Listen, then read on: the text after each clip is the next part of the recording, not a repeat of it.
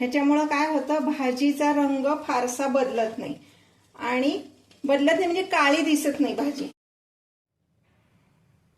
काही पालेभाज्या आपण परतून करतो, काही पालेभाज्या पातळ करतो आणि काही पालेभाज्या दोन्हीच्या मध्ये म्हणजे ज्याला पळीवाढ असं म्हणतो आपण तशा करतो। तर अशीच एक पळीवाढी भाजी मी तुम्हाला शिकवणार आहे। नमस्कार, आऊचा खाऊ या युट्यूब चॅनलवर मी मेधा तुमच्या सगळ्यांचं मनापासून स्वागत करते।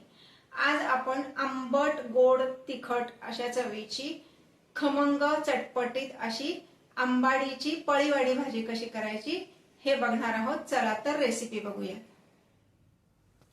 हे आंबाडीची पानं ही अशी दिसतात। मार्केटमधनं जेव्हा आपण आंबाडी आणतो तेव्हा एखादं पान खाऊन बघायचं आंबट आहे की नाही ते। आंबट पानं असतील तर भाजी अगदी छान होती। ही भाजी घरी आणली की निवडून 2 वेळा स्वच्छ धुवून घ्यायची, कारण त्याला माती पण असते आणि काही त्याच्यावर जर कीटकनाशक मारलेली असतात तर ती काढण्यासाठी 2 वेळा स्वच्छ धुवायची आणि ही बारीक चिरून घ्यायची। आता मी ही चिरून घेते।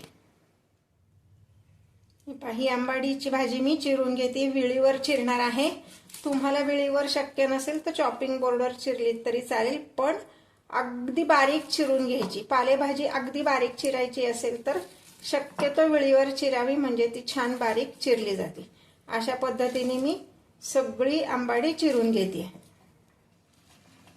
इथे एका गॅसवर मी पाणी उकळत ठेवले। 2 ग्लास एवढं पाणी मी हे घेतलंय। उकळतच पाणी पाहिजे, गार पाण्यात भाजी घालायची नाही। कारण सांगते, छोट्या छोट्या टिप्स सांगणार आहे ते लक्षात ठेवा, म्हणजे भाजी उत्तमच होणार आहे। आता हे पाणी उकळले, ह्यात मी जस्ट 1 पिंच एवढं मीठ घालणार आहे आणि 1 पिंच एवढी साखर घालणार आहे। ह्याच्यामुळे काय होतं, भाजीचा रंग फारसा बदलत नाही आणि बदलत नाही म्हणजे काळी दिसत नाही भाजी। आता हे पाणी उकळायला लागल्यानंतरच मी ही चिरलेली भाजी यात घालणार आहे। आंबाडी उकडायला फार वेळ लागत नाही, पटकन शिजती आंबाडी, त्यामुळे कुकरला वगैरे लावायची अजिबात गरज नाही। हे पाणी जर तुम्ही बघितलं, उकळत्या पाण्यात टाकल्या भाजी शिजायला लागली। गार पाणी घालून पालेभाजी शिजवायची नाही, नाहीतर ते काय होतं, त्याचा रंग काळपट दिसतो।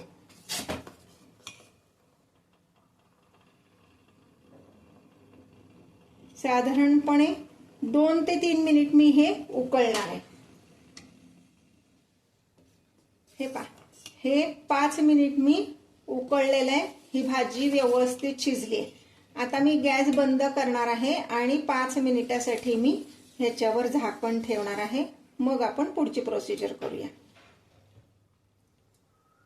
आता 5 मिनिटानंतर आपण ही जी काही भाजी उकडून घेतली त्यातलं सगळं पाणी काढून घ्यायचंय। इथे एका पातेल्यावर मी चाळणी ठेवली, त्यात हे सगळं मी ओतून घेणार आहे। ही जी गाळून घेतलेली भाजी आहे, तर ही भाजी मी पुन्हा ह्या एका पातेल्यात घेते। पहिल्या हे पाणी आहे हे फेकून द्यायचं नाहीये, आपण हेच पाणी वापरणार आहे। पण पाणी असंच असताना जर त्यात डाळीचं पीठ घातलं तर भाजी व्यवस्थित मिळून येत नाही, म्हणून भाजी आपण गाळून घेतली। आता मी ह्यामध्ये डाळीचं पीठ घालणार आहे। ही जी प्रोसेस आहे ह्याला भाजी हटणे असं म्हणतात। पाणी नसताना ही शिजलेली भाजी छान स्मॅश करून घ्यायची, याला आपल्या मराठीमध्ये भाजी हटून घेणे असं म्हणतात। तर हे व्यवस्थित मी असे हटून घेते आणि ह्यामध्ये मी आता 2 चमचे एवढं डाळीचं पीठ घालणार आहे।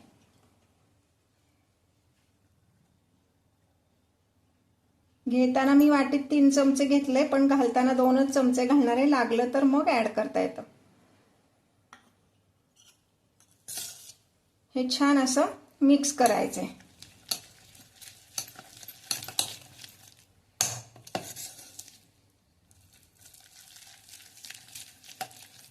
डाळीचं पीठ व्यवस्थित मिक्स झालेलं आहे।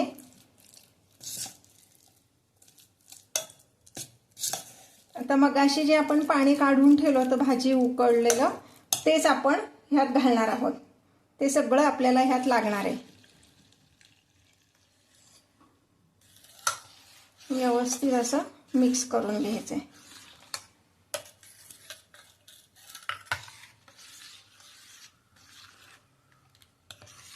आता आपण ही फोडणीत टाकणार आहोत. भाजी फोडणीला घालायची आता ही आपण.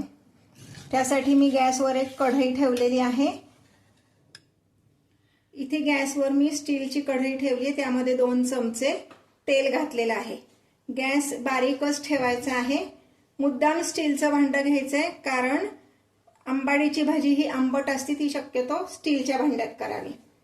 ह्या भाजीला आपल्याला 2दा फोडणी द्यायची, त्यामुळे इथे मी तेल कमी घातलंय. आता तेल तापलेलं आहे, त्यामध्ये घालणार आहे 1 चमचा मोहरी, 1 चमचा जिरं, 1 चमचा हळद. यामध्ये एक बारीक चिरलेला कांदा घालणार आहोत. कांदा व्यवस्थित परतून घ्यायचा आहे. यामध्येच मी 2 तास भिजवलेले दाणे आणि डाळ, हरभऱ्याची डाळ, अंदाजे 1 मूठ डाळ आणि 1 मूठ दाणे एवढे 2 तास भिजवले, हे आता मी घालणार आहे. छान परतून घ्यायचं आहे.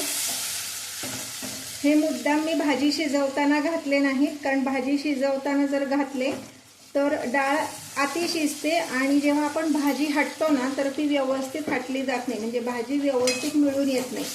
म्हणून भाजी हटून त्याला पीठ लावायचं आणि हे फोडणीमध्ये ही डाळ घालायची. आपण साधारण 1 मिनिट एवढं आपण हे परतून घेणार आहोत. आता ही जी हटवून ठेवलेली भाजी आहे ती यामध्ये घालायची आहे.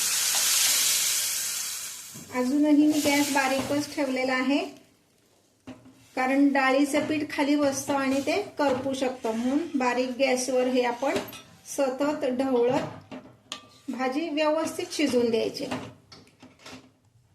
यामध्ये 1 चमचा मीठ, 1 चमचा लाल तिखट, तिखटाचं प्रमाण तुमच्या आवडीनुसार कमी जास्त करू शकता, आणि 2 चमचे एवढा गूळ घालायचा आहे. ही भाजी आंबट असते, शिजल्यावर अजून आंबट होती, त्यामुळं गूळ बऱ्यापैकी लागतो ह्या भाजीला. 2-3 मिनिटं ही छान शिजून द्यायची. हे पहा, ही भाजी 2 ते 3 मिनिटं व्यवस्थित शिजलेली आहे, छान घट्ट झाली आहे. आता मी ही दुसऱ्या गॅसवर शिफ्ट करते आणि ह्या गॅसवर आपण पुन्हा फोडणी करणार आहोत. इथे मी छोटं फोडणीचं कडलं तापत ठेवले, त्यामध्ये साधारणपणे 3 ते 4 चमचे एवढं तेल घालते. ही फोडणी वरून जी फोडणी देणार आहे ही भरपूर करायची, म्हणजे भाजी छान चमचमीत होते. हे पहा, आता तेल व्यवस्थित तापलेलं आहे, तेलातनं असं छान धूर यायला लागलाय. आता मी गॅस बंद करून मग त्यात बाकीच्या गोष्टी घालणार आहे, म्हणजे फोडणी करपत नाही. आता गॅस बंद करते. ह्यामध्ये मी घालणार आहे 5-6 लसूण पाकळ्या बारीक चिरून घेतल्या, त्या घालते. ह्या लसूण पाकळ्या छान तांबूस होईपर्यंत त्यात तळल्या गेल्या पाहिजे. त्यानंतर मी घालणार आहे ह्यामध्ये 2 ते 3 ओल्या लाल मिरच्या. मिरचीला मध्ये खाप करायची, हे पाशी चिरून घ्यायची, म्हणजे आतली बी आपल्या अंगावर उडत नाही. लाल मिरची नसेल तर तुम्ही हिरवी मिरची वापरली तरी चालेल. 1 चमचा एवढा हिंग घालणार आहे.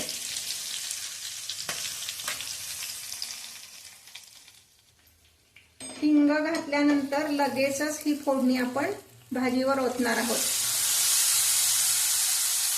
काही घरामध्ये ही फोडणी वेगळी ठेवतात आणि पानात जेव्हा आपण भाजी वाढतो तेव्हा प्रत्येक जण आपल्याला लागेल तसं घेतात, पण आमच्याकडे अशी मिक्स केलेली आवडती, म्हणून मी अशी फोडणी घातली.